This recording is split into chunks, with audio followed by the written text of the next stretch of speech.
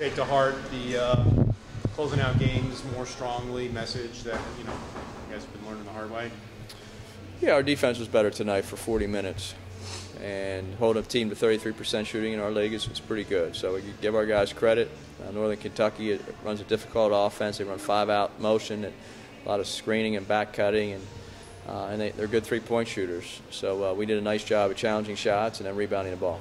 They did keep getting some shots. You're not too worried that it wasn't as much of a breakdowns as it was. That's a hard offense to guard. Well, I think they took 29 threes, which are a lot. We took 27, which is probably too many. So whenever you take 29 threes, you're going to make a few of them. We're not going to shut them out from the three-point line.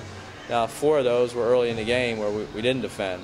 I thought our defense was aggressive and we challenged shots, and we made a couple mistakes like we always do. So, but it was a big improvement from the other night. Sherwood had a really nice game for you tonight. Well, he has his fourth double-double in a row, and to do that, you have to get 10 points, and then your other part of the double-double has to be the rebounds or assists, and he just happens to be a great rebounder for a guard. He goes out of his area. And one time tonight, it was really just a huge athletic play where he was underneath the basket when the shot went up. The ball hit the rim. He pursued the ball 12 feet towards the foul line, jumped over someone, and with 2 hands and grabbed the ball away from 2 people. So to have that out of your guard position is really valuable to our team. He came to play tonight.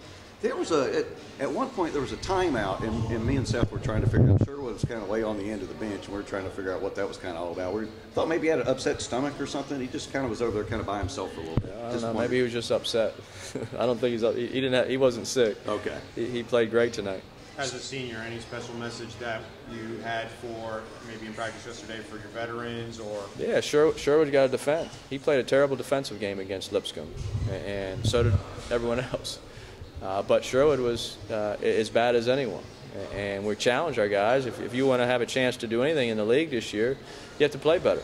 And forget about guys coming off the bench or your other starting 5. You worry about yourself and play better defense, and that includes guarding the ball, includes help side, includes rebounding, and being aggressive. And there was a big difference between our aggressive defense tonight than there was on Thursday night. Did you address everyone collectively, or did you take any individuals aside and make some of those emphasis? Well, we did it both ways. We talked to them individually and as a team and showed them. And if they want to be better players, they want to win games, they have to do certain things. And we'll see. And we have a big game next week against Stetson. We'll see how they do. Yes, you do. And elaborate on that a little bit. They won today. They 85-69, I believe it was. They're hot. They're playing pretty well. I think they've won 5 in a row. I think for the last 2 years they've been one of the most talented offensive teams in our league. They have a lot of experienced players, a lot of seniors, juniors, and they're an excellent offensive basketball team.